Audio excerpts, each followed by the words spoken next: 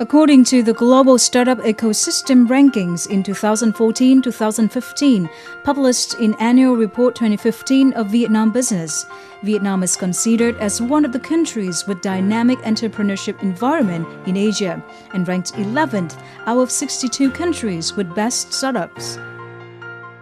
In the first quarter of 2016, various startup projects in Vietnam has raised a large capital investment from international funds such as TRIapplE, Tong, and Momo. There are positive signs indicating the development of Vietnam startup. In recent years, the number of Vietnamese startups has been increasing, with an increase of 1,000 on average. Apart from the familiar models relating to information and technology, the others, including graphic designs, education, and online services, have been paid much attention from young entrepreneurs. We can see that every year we have more and more startups joining, both for the exhibition and both for the competition. And the quality of the startups, year by year, we can see that it's getting better prepared, more reasonable, both in terms of quality and quantity. So we can see a lot of positive impacts. Let's find out more about the development of startup companies in recent years and evaluation on the potential of Vietnam startups in 2016 through the conversation with Sharing Vietnam's guests today.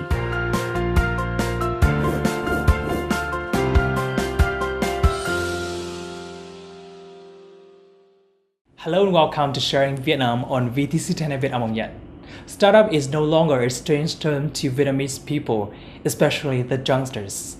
Many people want to develop their own ideas and start up it to become a good and potential business model. And that also makes Vietnam become one of the potential markets in the region for startup companies. And in our program today, we have a talk with Mr. Jason Castles, a startup consultant from US, and he will share more about the topic of startup in Vietnam, opportunities and challenges. Thank you, Mr. Jason, for joining our program today. Thank you for having me. I appreciate it. Thank you very much. Since 2013, the number of the startups companies in Vietnam has dramatically increased, and it has become one of the more potential markets in the region. So what do you think about this? Well, Vietnam is a really exciting place for the startup community. The whole world right now is watching Vietnam. Google CEO was just in Vietnam last December at the end of 2015, and he was speaking about how it's the future, that it's really the place to be, that if you want to see the potential of the internet, this is where you should go. It's a very young population. So many people are on mobile phones. Everybody has the intelligent phone. So there's really a lot of opportunities here. All of the basics are here right now for Vietnam to really take off and explode in the internet scene and the startup community. Right now, there are four primary fields that startups could take over. One is fintech, which is financial technology. And this relates to really anything that's going to connect the banking system, electronic money, some sort of way in which people can transfer currency electronically. For right now, when you order things online, most of the time you pay COD, cash on delivery. And so even if you're buying an app, sometimes people selling apps have to wait and have somebody go to a home and they give a password. And so that really slows down commerce. Something else that is really needed is what's called logistics support. And this would be helping companies move things from point A to point B and making sure that they arrive safely, on time, and that there's very good tracking. So that tracking is really a way in which startups could have a lot of potential. And the final one that people talk about a lot for Vietnam is agricultural technology, or agri-tech. So to the extent that people are able to help with that and help to find solutions so that farmers can take more advantage of limited water supply, people can do more to measure soil, all of these things are really lucrative opportunities for people to exploit. Okay, so what do you think about the differences of Vietnamese startup environment as compared to other countries? Here in Vietnam, we have all of the different components. Everything really exists. When it comes to capital, you have things like FPT Ventures, you have IDG, you have international finance coming in, like something like Unitas Impact, Lotus Impact, 500 Startups, 1337 Ventures. So all of the international money that is coming here, capital has arrived now in Vietnam. You have an educational component. Dragon Capital and FPT recently signed a memorandum of understanding, and FPT University is now going to become more heavily involved in the startup scene. So you now have that component which is operating there. You have co-working spaces like Tong, Up Co-working. You have a Dreamplex down in Ho Chi Minh. So you really have the different components are here today in Vietnam. And the government, with the Ministry of Science and Technology, the government is getting involved in the right way. So all of the pieces are starting to come together for the country really to take off. It's a very, very exciting time. Thank you so much for sharing. And now we're taking a look at the clip introducing to all of you the development of the Vietnamese startups environment in recent years.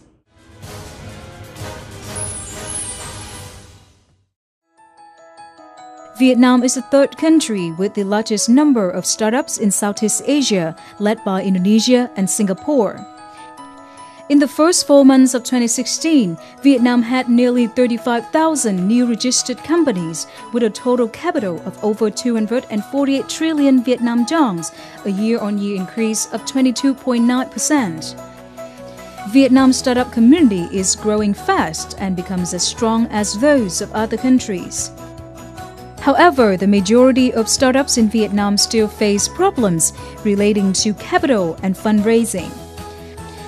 Additionally, in developing markets like Vietnam, the fast-changing need of the customers has caused risk for inexperienced founders in developing business plans.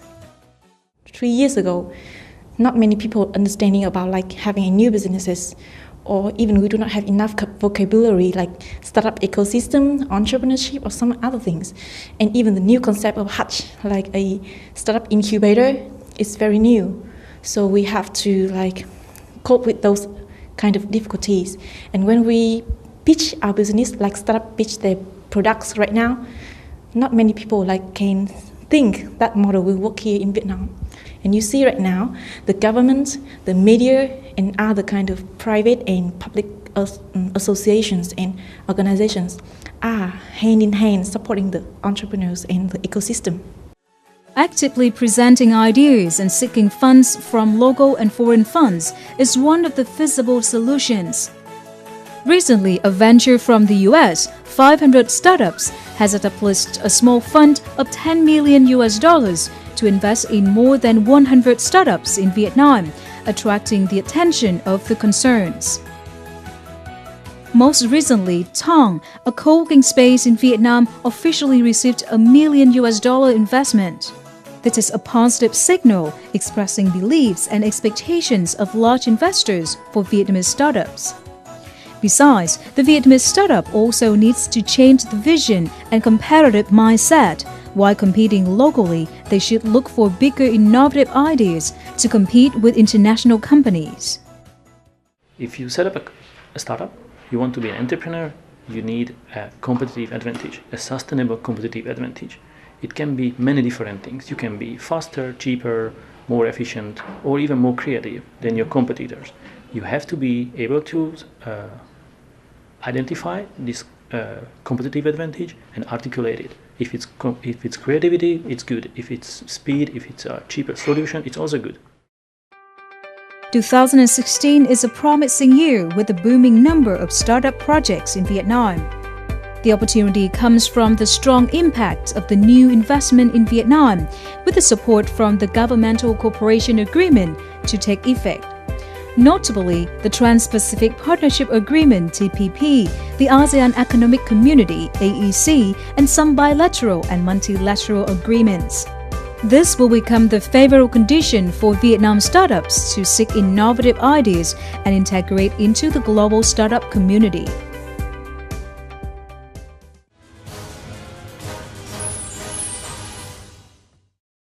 Coming back to our talk today, so what do you think about the difficulties and the challenges for the Vietnamese startup in the next year? Startups in Vietnam face some difficulties that every startup's going to face, right? Lack of money. And so one way of solving that is to take advantage of the co-working spaces that are here in Vietnam, both in Ho Chi Minh and also up here in Hanoi. I think one of the real main problems or the main difficulties that startups have here in Vietnam is an absence of what we would call soft skills. So whether it's marketing and sales or leadership or teamwork. And so what people really need, I think, is a good mentorship programs. Those would really help a lot. And some way in which, and there's organizations like Tigers at Mekong and Seiko EP that are really doing quite a lot to help bring mentorship into Vietnam. Right. So can you give some of the recommendations for the Vietnamese government in supporting the local and foreign startups companies? So as far as for recommending with the government right now is doing something with the Ministry of Planning and Investment, which is a circular to help create more opportunities for venture capitalists and to create more favorable tax situations for angel investors. So that's the capital end, and that will really do a lot. The government has also done a lot in terms of the educational component. They're bringing the university into it more. And I think the final thing, though, that really is missing is this soft skills development. So at some point, whether it's going to take place at the high school level or even younger, but Vietnamese students are going to need to learn more of the soft skills that are involved in business. The final recommendation is that the Vietnamese government should focus on educating youngsters in soft skills. Yes. And so these soft skills are really missing from the Vietnamese community. And it's not just in the startup ecosystem, but it's really when international companies come here in general. This is the one complaint that they have about the Vietnamese workers, is that they need to retrain them in the soft skills.